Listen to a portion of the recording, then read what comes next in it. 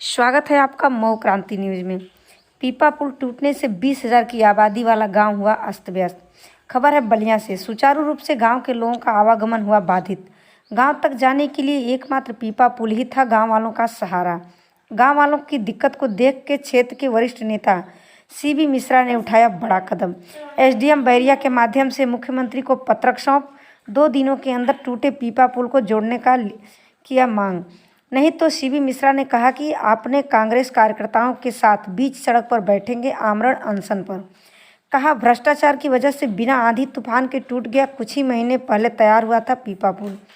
माहौल को बिगड़ता देख एसडीएम बैरिया ने जल्द ही पीपा पुल तैयार करने का दिया आश्वासन।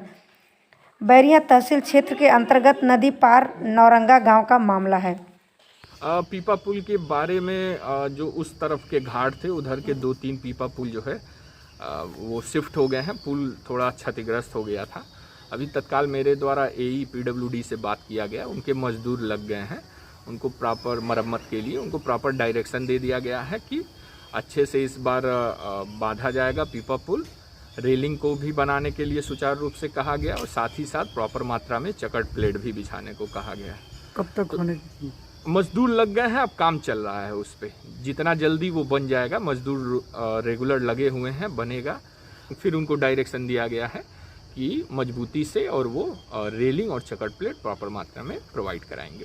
मैं सीबी मिश्रा, प्रेजेंटली सदस्य उत्तर प्रदेश कांग्रेस कमेटी 363 विधानसभा बैरिया का निवासी हूँ।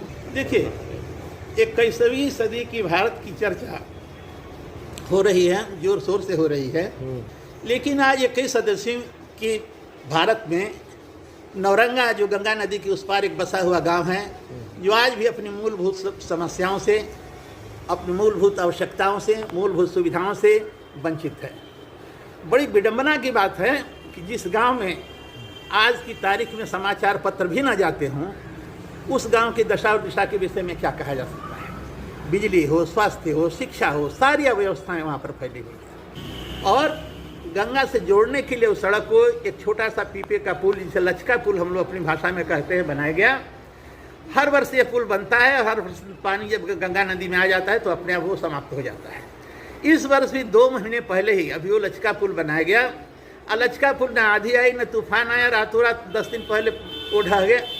मेरी समझ में नहीं आता कि कौन सा तकनीकी उस गुण अपनाया गया, किस भ्रष्टाचार तक ये सरकार जाना चाहती है, किस हद तक परेशान करना चाहती है लोगों का आवागमन दया छपरा से लेकर के नौरंगा के लोगों का, जिसमें कि कम से कम नौरंगा की 50 दुकानें दया छपरा और बैरिया के बीच में लगी हुई हैं। 50 दुकानदार आते जाते हैं। रानीगंज बाजार और बैरिया बाजार उनका मुख्य बाजार है, जहाँ से सैकड़ों लोग नित्य आते जाते हैं। वो सारे लोग इस आवागमन की सुविधा से वंचित हो गए। मैं आज उप जिलाधिकारी मुख्यमंत्री महोदय को संबोधित एक ज्ञापन उप जिलाधिकारी महोदय बैरिया के माध्यम से मैंने प्रेषित किया है।